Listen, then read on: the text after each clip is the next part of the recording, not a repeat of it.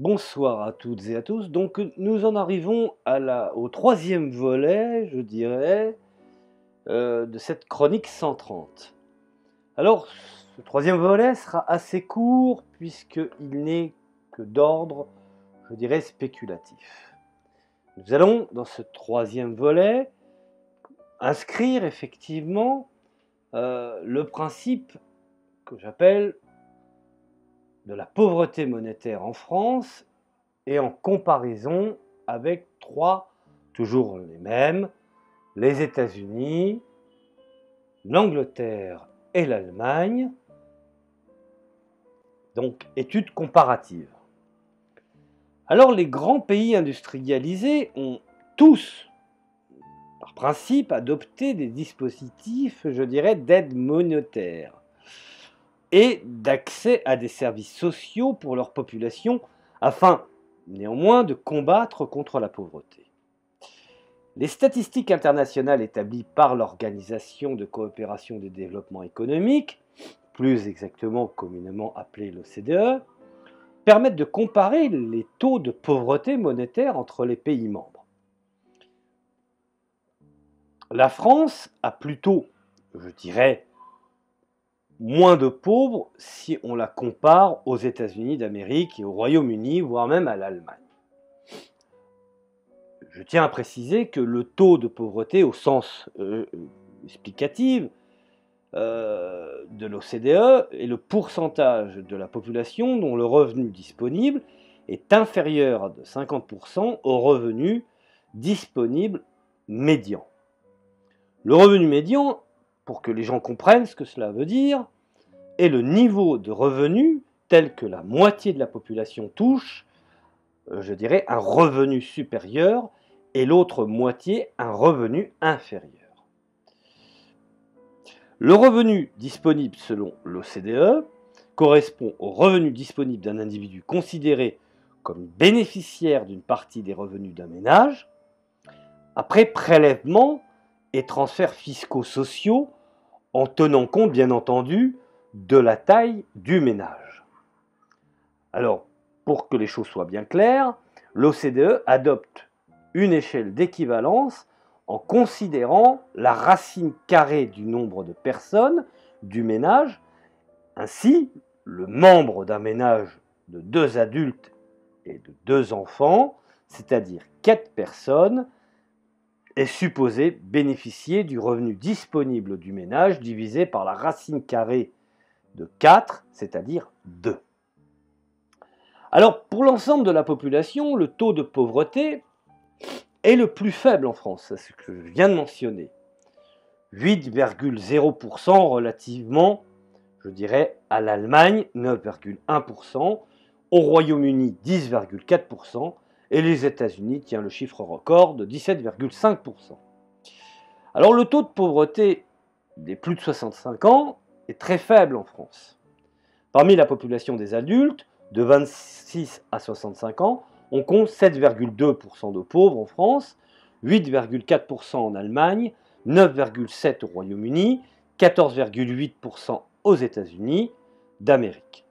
Alors le taux de pauvreté des personnes de plus de 65 ans est très faible en France, 3,5% comparé aux 3 autres pays, 8,5% en Allemagne, 13,5% au Royaume-Uni et ma foi 21,0% aux États-Unis.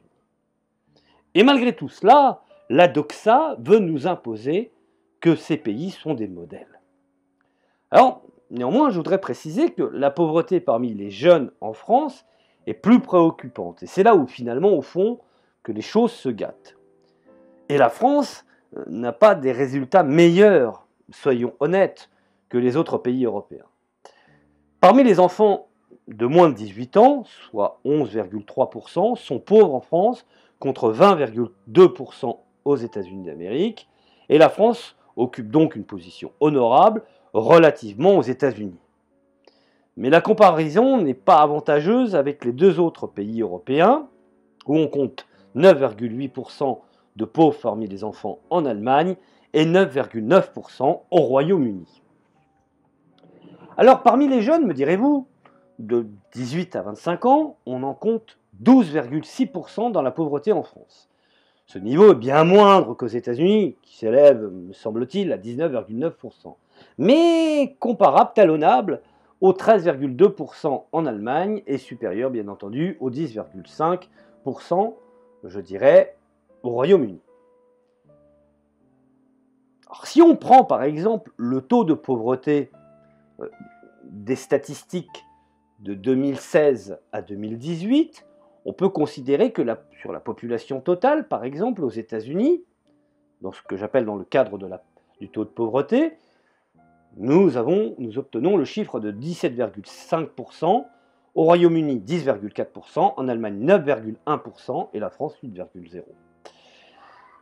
N'oublions pas que les enfants de moins de 18 ans, soit aux États-Unis 20,2%, donc le taux de pauvreté, 9,9% pour ce qu'il en est du Royaume-Uni,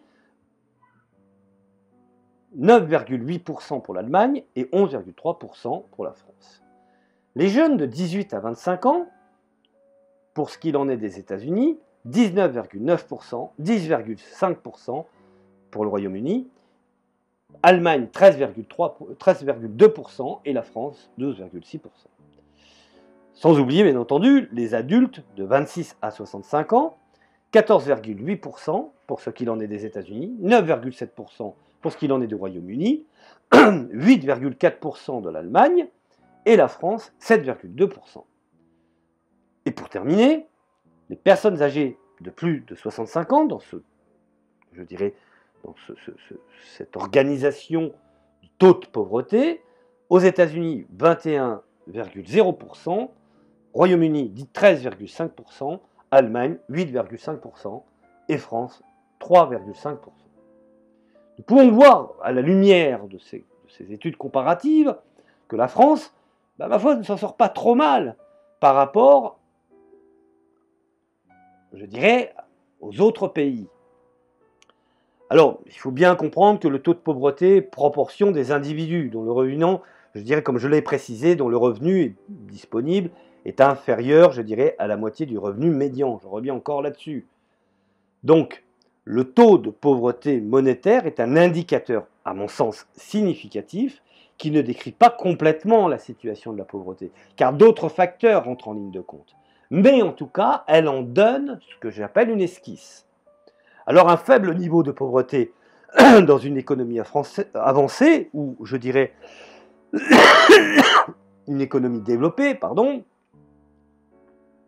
résulte autant de la bonne marche de l'économie que du dispositif des transferts. Le fait pour un ménage d'être propriétaire ou non du logement et la détention de certains éléments patrimoniaux sont des éléments à prendre en compte pour mesurer, je dirais, le bien-être ou le mal-être des populations, et cet indicateur n'en tient pas compte. Il faut être honnête, ce que je viens de préciser, il y a certains éléments qui peuvent échapper. En fait, du reste, ces éléments-là ne peuvent effectivement qu'améliorer la situation quand les gens possèdent, qui dans le cas contraire est un facteur aggravant. Ensuite, l'accès à des services publics gratuits ou subventionnés est un facteur de bien-être. Et je dirais un bien-être important pour les personnes faibles, de faibles revenus, ou sans emploi en France. N'oublions pas ce que disait Proudhon, l'État, je dirais, est le bien le plus sacré que peut avoir le pauvre, dans la mesure où il remplit ses fonctions, je dirais, régaliennes. Alors, l'universalité des systèmes de retraite et d'assistance aux personnes âgées en France explique la moindre pauvreté de celle-ci dans le pays. La pyramide démographique et les difficultés dans l'accès des jeunes au marché du travail sont des éléments à prendre en compte pour comprendre, je dirais, les difficultés des jeunes. Alors, en dépit des limites qu'on peut y mettre dans ce qu'on appelle l'indicateur, on peut considérer que la pauvreté est plutôt moindre en France que dans les trois autres pays que je viens de comparer, qui sont en premier lieu les États-Unis, en second le Royaume-Uni, l'Angleterre, et enfin le troisième, la République fédérale allemande. Néanmoins, les données françaises pour les jeunes de 18-25 ans justifieraient des actions publiques plus déterminées et ciblées, je dirais, vers cette tranche d'âge.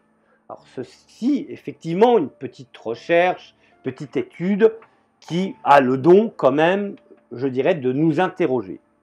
Encore une fois, il n'y a pas, je dirais, de produit miracle quand il est question de pouvoir permettre de lutter et de désengorger certains secteurs qui aujourd'hui, effectivement, font défaut.